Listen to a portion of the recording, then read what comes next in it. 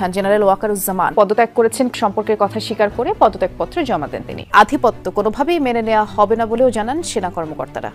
আটক সেনাবাহিনীর প্রধান জেনারেল ওয়াকারুজ্জামান তার বিরুদ্ধে পাওয়া অভিযোগের সুষ্ঠু ও নিরপেক্ষ তদন্তের লক্ষ্যে ইতোমধ্যে একটি তদন্ত আদালত গঠন করেছে সেনাবাহিনী। প্রাথমিক তদন্তে অভিযোগের সত্যতা পাওয়া গেছে। প্রধান জেনারেল ওয়াকারুজ্জামানকে কোর্ট মার্শালের মুখোমুখি করা হচ্ছে। প্রাথমিক তদন্তে তাদের সংশ্লিষ্টতা পাওয়ার পর সেনাবাহিনীর তরফ থেকে দুটি তদন্ত আদালত গঠন করা হয়।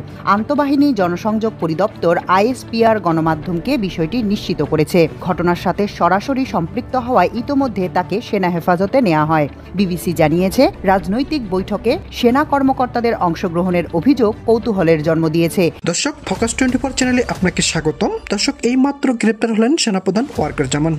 দর্শক, এই বিষয়ে বিস্তারিত জানতে ভিডিওটি না টেনে শেষ পর্যন্ত দেখতে থাকুন। আওয়ামী লীগ কর্মীদের গোপনে নাশকতার ট্রেনিংয়ে সংশ্লিষ্ট সেনা কর্মকর্তা ও তার সুপিরিয়র কমান্ডকে কোর্ট মার্শালের মুখোমুখি করা হচ্ছে। প্রাথমিক তদন্তে তাদের সংশ্লিষ্টতা পাওয়ার পর সেনাবাহিনীর তরফ থেকে দুটি তদন্ত আদালত গঠন করা হয়। আন্তঃবাহিনী জনসংযোগ পরিদপ্তর আইএসপিআর গণমাধ্যমকে বিষয়টি নিশ্চিত করেছে। ঘটনার সাথে সরাসরি সম্পৃক্ত হওয়ায় ইতোমধ্যে তাকে সেনা হেফাজতে নেওয়া হয়। বিবিসি জানিয়েছে, রাজনৈতিক বৈঠকে সেনা কর্মকর্তাদের অংশগ্রহণের অভিযোগ কৌতূহলের জন্ম দিয়েছে।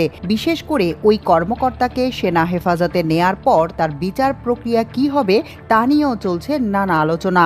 আইএসপিআর বলছে, প্রাথমিক তদন্তে অভিযোগের সত্যতা পাওয়া যায়। পূর্ণ তদন্ত সমাপ্তি সাপেক্ষে প্রাপ্ত তথ্য প্রমাণের ভিত্তিতে উক্ত সেনা কর্মকর্তার বিরুদ্ধে সেনাবাহিনীর প্রচলিত আইন ও বিধি অনুযায়ী যথাযথ শাস্তিমূলক ব্যবস্থা গ্রহণ করা হবে। অর্থাৎ সেনাবাহিনীর অভ্যন্তরীণ আদালতেই হবে অভিযুক্ত ওই কর্মকর্তার তদন্ত ও বিচার, যা কোর্ট মার্শাল হিসেবেই পরিচিত সাধারণ মানুষের কাছে, বলেছিলেন অবসরপ্রাপ্ত মেজর নাসিরউদ্দিন আহমেদ।